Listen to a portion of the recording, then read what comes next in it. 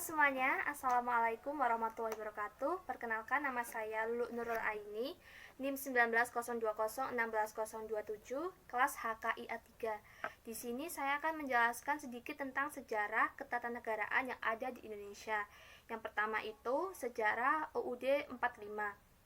Indonesia merdeka di tanggal 17 Agustus 1945, belum memiliki undang-undang ataupun konstitusi bagi negaranya, sehingga di sini BPUPKI melakukan segala upaya demi tegaknya Indonesia, salah satunya dengan mendirikan KNIP, Komite Nasional Indonesia Pusat, yang sifatnya itu hampir sama dengan DPR, yaitu untuk merumuskan isi undang-undang dan mengesahkan undang-undang, sehingga di tanggal 18 Agustus 1945 UUD 45 disahkan sebagai konstitusi negara ini.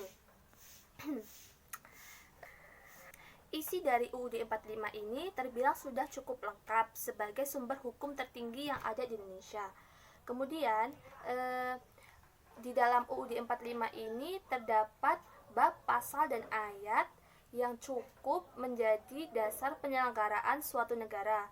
Pokok pemerintahan dari UUD 45 yaitu Indonesia adalah negara hukum, Indonesia berbentuk kesatuan, kekuasaan tertinggi itu bukan secara absolut yaitu di tangan penguasa, tetapi kekuasaan tertingginya itu di tangan MPR. Kemudian penyelenggaraan itu dilakukan oleh presiden yang dibantu oleh menteri dan wakil presiden.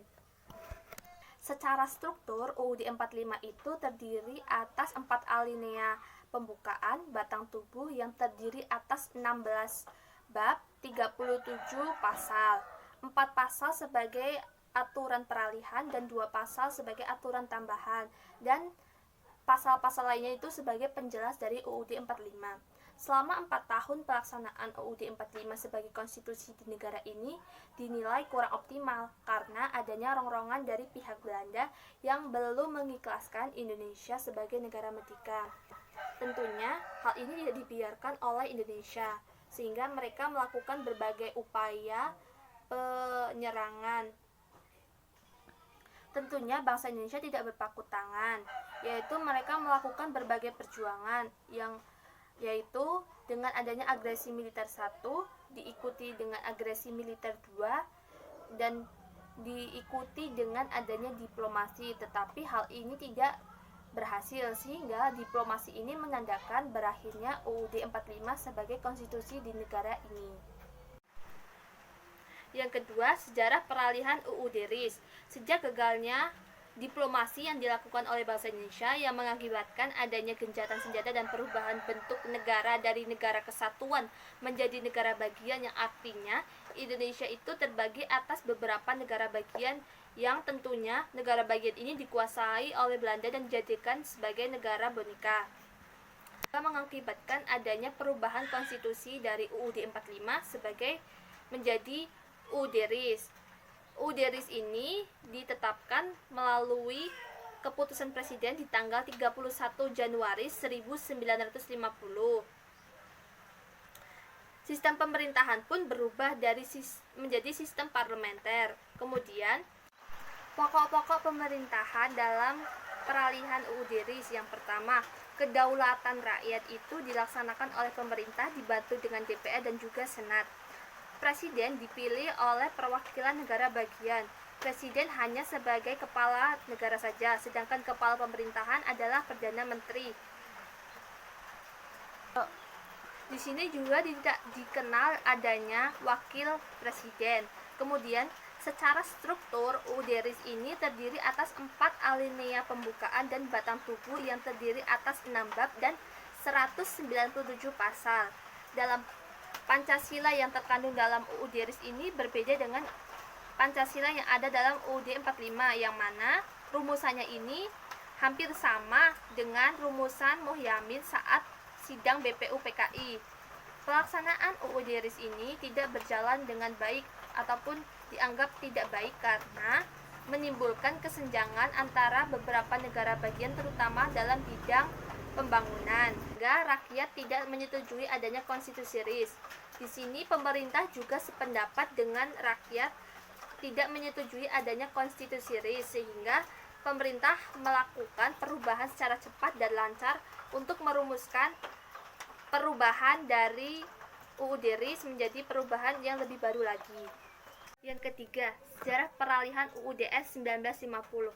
Sejak adanya dinamika pada saat konstitusi RIS, pemerintah melakukan berbagai upaya untuk melaksanakan perubahan pada konstitusi yang ada di Indonesia. Melalui pendiri bangsa melakukan rumusan lewat MPRS atau Majelis Permusyawaratan Rakyat sementara menetapkan pengganti UUD RIS adalah UUDS 1950 yang ditetapkan pada 17 Agustus 1950 melalui peraturan presiden. Kemudian bentuk negara Indonesia pun kembali lagi menjadi bentuk negara kesatuan, tetapi sistem demokrasi presidensial yang ada di Indonesia diubah menjadi sistem liberal karena berkiblat pada dunia barat. Pokok-pokok konstitusi dalam UUDS 1950. Indonesia adalah negara hukum yang berbentuk kesatuan dengan kedaulatan di tangan rakyat, di mana penyelenggaraannya itu dilaksanakan oleh presiden dibantu dengan wakil presiden dan DPR. DPR sebagai lembaga legislatif menjabat selama 4 tahun. Kemudian lembaga-lembaga negara itu terdiri atas presiden, wakil presiden, DPR, MA, dan juga Dewan Pengawas Keuangan. Di masa ini terjadi pergantian kabinet secara berulang-ulang. Sistem multipartai membuat pemerintah itu tidak fokus dalam melaksanakan tujuan nasional dan hanya fokus pada golongan tertentu saja, sehingga Presiden mengeluarkan dekretnya pada tanggal 5 Juli 1959 yang merupakan berakhirnya penggunaan UUDS 1950 sebagai konstitusi di negara ini. Yang keempat, sejarah berlakunya kembali UUD 1945. Akibat kegagalan pemerintah dalam penerapan UUDS 1950, maka pemerintah berupaya membentuk Undang-Undang Dasar baru sebagai pengganti dari UUDS 1950. Nah, keluarlah dekret presiden tanggal 5 Juli 1959 yang salah satu isinya itu Indonesia menerapkan kembali UUD 1945 sebagai konstitusinya. Dan untuk pertama kalinya terjadi pemilu umum tanggal 3 Juli 1971. Penerapan UUD 1945 kali ini tidak berbeda dengan penerapan UUD 1945 pada periode pertama. Yang kelima, latar belakang diberlakukannya amandemen UUD 1945. Pemberlakuan UUD 1945 hingga pada masa era reformasi, para rakyat menyadari adanya kekeliruan dan kesalahan dalam pasal-pasal yang terkandung, sehingga melalui MPR RI melaksanakan sidang guna untuk melaksanakan perubahan pasal-pasal yang dirasa bermasalah. Perubahan ini terjadi selama 4 kali ataupun bertahap dari tahun 1999 hingga di tahun 2002.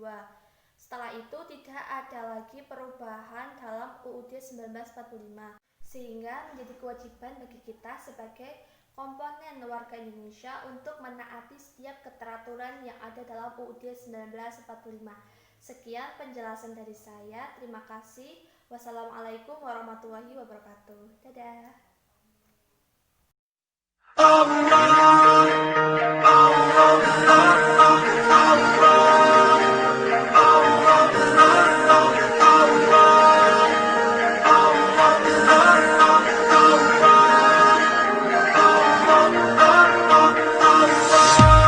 낡은 일기장 먼지를 털어내 문득 펼친 곳 그 속엔 해맑게 네가 있어. 아직 넌 그대로 여기 남아있어. 잊고 지냈던 그림이 떠올라 작은 떨림이 내 몸에 샘솟아.